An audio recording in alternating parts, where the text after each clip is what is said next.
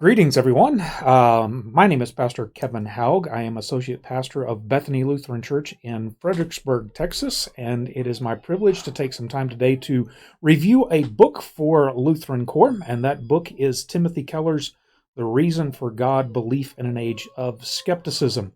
Now, it might seem rather odd for a Lutheran to be reviewing and then recommending a book by an evangelical Presbyterian, but it is 2021 and not 1521.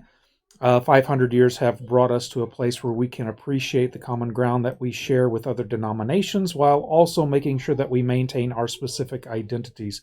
And Keller's book has a lot of common ground on which to tread. So The Reason for God is a book that fits squarely into the realm of apologetics, or the defense of the Christian faith. And it is actually written for skeptics, for atheists, agnostics, and others who believe that faith in God is intellectually unsound and unfounded. Keller, of course, vehemently disagrees. In 14 chapters, he deals with 7 objections to the Christian faith and then builds his case for the reasonableness of Christianity. So as a pastor in a very progressively oriented denomination, I can also say that Keller's book gives some very, very helpful information and responses in dealing with Christians who fail to embrace the orthodox Christian faith. So I was introduced to Keller by a congregation member who invited me to read and discuss The Reason for God over a series of lunches. So not only was I grateful for the meals, but the reading and discussion filled my soul as well.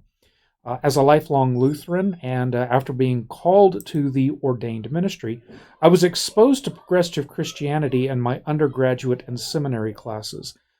The only other alternative seemed to be legalistic Christianity, which is oftentimes labeled fundamentalist Christianity. But both of these options seemed intellectually vacuous, and I longed for something that would take both the authority of the Bible seriously, while also acknowledging textual studies, as well as adding insights from the historical situation in which the scriptures were written. So on top of this, I also long for a home politically, a place that avoided the extremes of liberal and conservative. And that opposition seemed to mirror the progressive fundamentalist divide within Christianity that I had been exposed to. So therefore, when I read Keller's opening statements in his introduction, I was immediately hooked. Keller writes, "There's a great gulf today between what is popularly known as liberalism and conservatism. Each side demands that you not only disagree with, but disdain the other as at best crazy or at worst evil. This is particularly true when religion is the point at issue." You see, Keller is particularly adept in digging into the root causes of this divide, and in his book he hopes to offer a spiritual third way. Again, to quote his introduction, the rest of this book is a distillation of the many conversations I've had with doubters over the years. In both my preaching and personal interactions, I've tried to respectfully help skeptics look at their own faith foundations, while at the same time laying bare my own to their strongest criticisms. In the first half of this volume, we will review the 7 biggest objections and doubts about Christianity that I have heard from people over the years, and I will respectfully discern the alternative beliefs beneath each of them. And then in the second half of the book, we will examine the reasons underlying the Christian beliefs. Now, that's a mighty task to try and accomplish, but I think Keller does an admirable job of it. And the first 7 chapters, as he says, outline those major objections to Christianity. There can't be just one true religion. How could a good God allow suffering? Christianity is a straitjacket. The church is responsible for so much injustice. How can a loving God send people to hell? Science has disproved Christianity, and you can't take the Bible literally. Keller wades through the arguments here and offers very reasonable counsel on each of them. He doesn't use a baseball bat to attack, but he gently engages, disarms, and then offers faithful insight into each of these issues, which, at the very least, should make a skeptical reader pause and say, I never thought of it that way.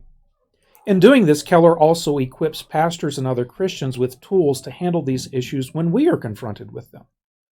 But of course, as with any good book, one does not just deal with the objections to one's position. One also needs to outline one's own position and its strengths. And Keller does that in the remainder of the book under these titles.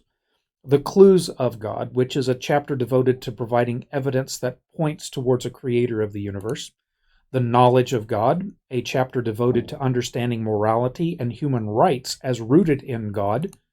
The Problem of Sin, a chapter devoted to understanding what is wrong with the world. Then Religion and the Gospel, a chapter devoted to Christianity's uniqueness as the only faith that teaches grace. Then he has The True Story of the Cross, which is a chapter devoted to understanding the necessity of the cross and the atonement. Then he has The Reality of the Resurrection, a chapter devoted to giving reasonable evidence for the resurrection and why the resurrection is important. And then finally, his chapter on the Dance of God is devoted to putting the threads of the previous chapters together, united in the theology of the Holy Trinity. I mean, each of those last chapters are summaries of some very big ideas and could easily be turned into books themselves.